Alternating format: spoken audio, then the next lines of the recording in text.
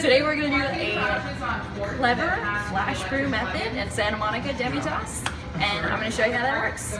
So I've got this convenient steam pitcher, which I'm just using for discard water. I've got that set up and ready to go. My counter space is clear. I've got my timer. My grinder selections are here. They are pre-programmed to give me the dose target weight. I've got a scale, and right over here I've got my hand pour kettle ready to go. So I'm going to start by dosing water, fresh water, so that it's the correct temperature, into the gooseneck kettle. I take that over here and do an initial rinse, making sure that the clever is emitting water from the bottom so that it'll drain immediately.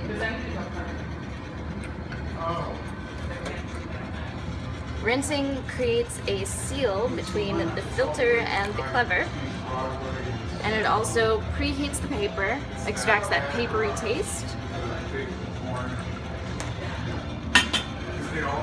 Okay. I'm gonna get my mug ready to go as well. So once my clever and filter have been pre-wetted, I'm gonna set that on the scale, tear out, and just to make sure, I'm gonna put new fresh water in the gooseneck kettle for brewing. But first I'm gonna grab my coffee. I'm gonna do the Columbia today at 25 grams.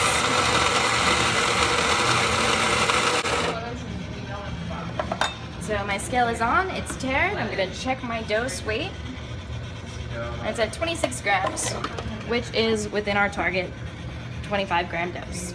So now that everything's ready to go, I'm going to dose hot water into the kettle.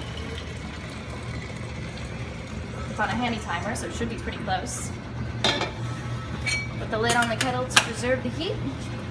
Tear out. And my target water dose is 350 grams. So I'm going to start this right away. And dose 350 grams into the clever, making sure to cover all of the grounds.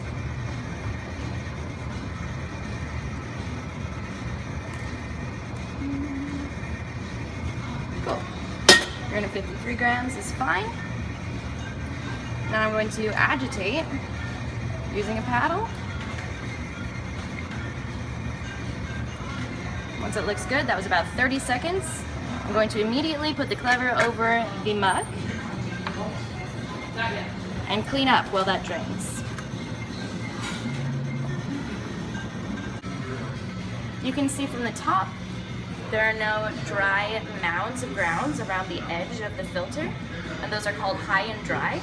So it should flow very evenly because we've created some turbulence which will assist in pulling the grounds to the bottom and make sure that everything is evenly extracted. Alternatively, if you see a thick ring around the outside above the water line, those grounds are not being extracted, and you end up with some sourness and bitterness in your cup from that discrepancy between the levels.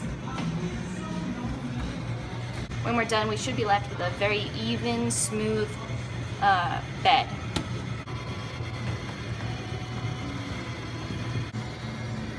Okay, we are finishing up at about 3 minutes and 20 seconds. Just in case there's still a little bit of moisture that's still draining, I can move this over, right over the pitcher to prevent any spills.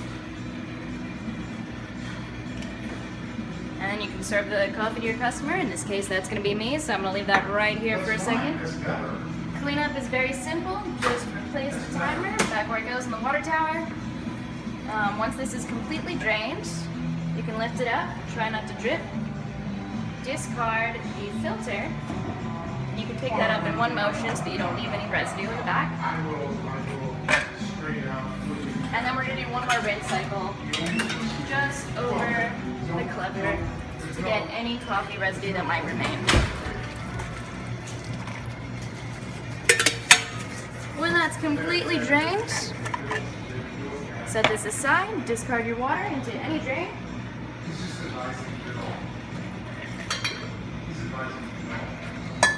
Replace the clever filter for the next person who's going to use the machine. Put it away, and you're good to go. Always good to rinse these as well. You can give a quick rinse under the bar like this. set it aside for your fellow barista. Give it a wipe, and that's it. Go for it. That's terrific coffee.